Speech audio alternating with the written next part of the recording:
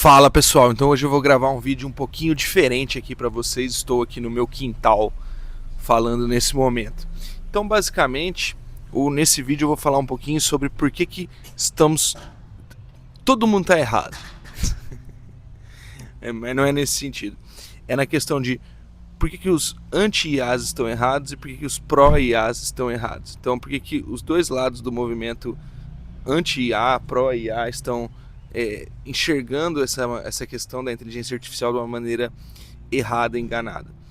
Basicamente, aqui eu não vou, vocês estão vendo aqui que eu estou bem improvisado, então eu não vou entrar em dados muito precisos, justamente para evitar falar algum dado errado, etc.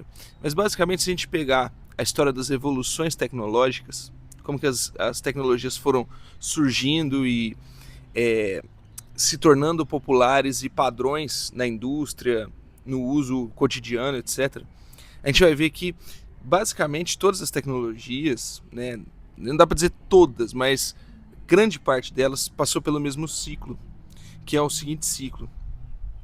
Primeiro, a tecnologia surge como algo quase divino, o fogo de Prometeu, algo que parece assim vindo do outro mundo.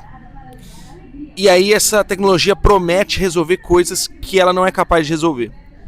Então, o fogo prometeu que daria à humanidade, por exemplo, o controle total da natureza, o poder de Hefesto, a forja, etc. Por outro lado, a gente for pegando lá por outro lado não, nessa mesma linha, se a gente for pegando todas as outras tecnologias mais recentes, a gente acompanha o mesmo tipo de processo. Então, primeiro, ao surgimento de uma tecnologia que é instável, que não se tem controle exatamente sobre ela e que ela promete mais do que ela é capaz de oferecer. Guardem isso. Isso é o início do ciclo esquizoide do surgimento tecnológico, que Deleuze e Guattari trataram bastante no Anti-Édipo, que eu já falei aqui no canal, pode procurar sobre esse vídeo do Anti-Édipo. Então, o que acontece? Primeiro ponto que o Deleuze e Guattari mostram: como a invenção tecnológica é um processo que por si só envolve máquinas do inconsciente, envolve um elemento de desejo esquizoide, ele não pode ser parado. Ele é um processo que não pode ser parado. Ele pode ser contido, mas não parado. Ele é um processo que, como o desejo em si, é infinito. O próprio desejo esquizoide, né, o psique inconsciente, que é traduzida não pela falta em Guattari, mas pelo desejo, é uma instância ilimitada. E aí entra todas as questões, né, da não existência do sujeito, etc. A gente não vai entrar nisso aqui. A gente vai entrar basicamente mostrando que o ciclo tecnológico ele acontece da seguinte maneira.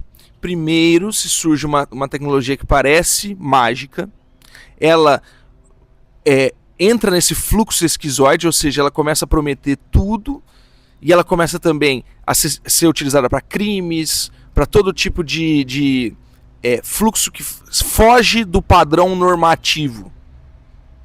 E aí, finalmente, acontece uma crise, que modernamente a gente chama de bolha, porque a gente é muito envolvido nesse mercado especulativo, capitalista, etc. Mas basicamente é uma crise, e depois dessa crise ocorre um processo de maturação, de padronização. Então, depois da crise, de se identificar que aquela tecnologia não vai entregar as promessas que ela deu, é que ela realmente começa a brilhar e se torna o padrão da indústria. Vamos citar mais um exemplo. Surgimento da Revolução Industrial. Quando a Revolução Industrial surgiu, o que aconteceu? Lá na Inglaterra, sobretudo, houve uma crença muito grande no progresso material industrial. De que as fábricas, e até o Adam Smith, né, fala um pouco sobre isso, enriqueceria as nações e, de uma certa forma, superaria os problemas ocasionados pelo feudalismo e pela Idade Média. Isso não se provou verdadeiro, na verdade foi uma afirmação inflada, exagerada. Ocorre esse processo inflacionário no início da tecnologia, e aí depois surgem os movimentos trabalhistas, surgem os movimentos dos próprios empresários também contra certos graus de exploração, surge o desenvolvimento de uma força produtiva e de uma força de consumo que precisa estar com lazer, precisa consumir, surge a economia de massa e se torna o padrão da indústria o uso de máquinas e o uso industrial. Outro exemplo, o surgimento da ciência. A gente tem o surgimento da ciência com o iluminismo ali, da ciência moderna. Primeiro em Descartes, mas depois fortalecendo mesmo com o movimento iluminista, pós-hegeliano, pós-kantiano, etc. Qual que eram as promessas do iluminismo? Nós vamos resolver todos os problemas metafísicos da humanidade através da ciência. Nós vamos saber agora para que estamos aqui, quem somos nós vamos responder todas essas questões fundamentais e não precisamos mais da espiritualidade para isso. 50 anos depois, ninguém mais acreditava nisso. A bolha da ciência estourou.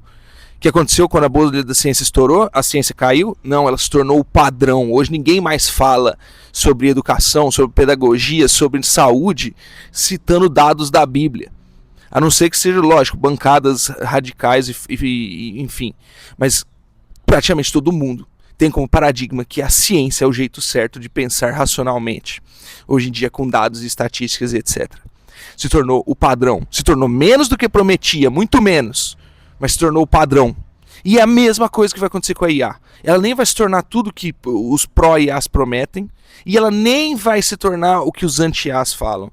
A destruição do mundo, substituir todos os empregos, estourar numa bolha e falir todo mundo. Não vai acontecer nada disso. Você não precisa se preocupar com bolha de IA. Mais um exemplo da história. Vamos para a bolha da internet. Nos anos 90 a internet surgiu como essa coisa revolucionária que ia mudar tudo. A maioria das pessoas ficou cética e falou: isso aí não vai mudar nada. Inclusive tem vários relatos aí de líderes de empresa que tiveram essa mesma visão, que estão falando as mesmas palavras que são ditas em relação à IA. Exatamente as mesmas. Então, o que aconteceu com a internet? Nos anos 90 houve uma proliferação de sites porcarias, de slop, de lixo mesmo assim, de sites pets, sites que não tinham uma real demanda, não resolviam um problema real, era apenas o uso da ferramenta porque a ferramenta permitia. E é isso que vem acontecendo hoje nesse processo da inteligência artificial. As pessoas estão criando só porque dá para criar, sem resolver problema nenhum. E aí realmente é um processo inútil, que vai ser inflacionário, vai ficar inflando a coisa e vai estourar uma hora. Só que a hora que a bolha estourar, eu que mexo tanto com IA, eu tô torcendo para logo a bolha estourar. Porque quando a bolha estoura, a indústria se torna madura e vira o novo padrão. Então a internet, nos anos 90 ali, surgiu aquele monte de sites, Napster, não sei o que, tem um monte de aplicativos. Nos anos 2000 veio a bolha e tudo estourou e quebrou. Quando a bolha estourou, quem que percebeu que era a hora deles? A Amazon. E se tornou a Big Tech, uma das maiores Big Techs do mundo. Então, a bolha, na verdade, ela é um momento excelente. Ela é a verdadeira oportunidade de crescimento. A gente quer que a bolha da IA estoure. A gente quer que essas empresas iniciais vão à falência e empresas melhores surjam. Só que aqui eu não estou entrando no mérito da qualidade das Big Techs, da ética das Big Techs, da moralidade das Big Techs, da vigilância, do capitalismo de vigilância. Isso tudo é um problema gigantesco. Esses sim são fatores que fariam a gente pensar que as Big Techs precisam ser reguladas ou até algum outro procedimento em relação a elas. Mas simplesmente achar que porque eles estão inflando preços de IA, isso vai destruir o mercado e vai destruir a IA, é muita ingenuidade. Isso já foi feito inúmeras vezes ao longo da história da humanidade, com todas as tecnologias e com todas as novas tendências. Tudo é sempre o hype, e depois cai, e aí se torna o padrão. Esse é o fluxo do desejo esquizoide.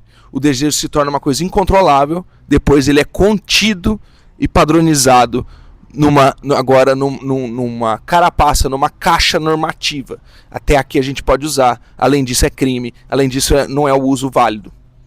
Com a IA vai acontecer a mesma coisa.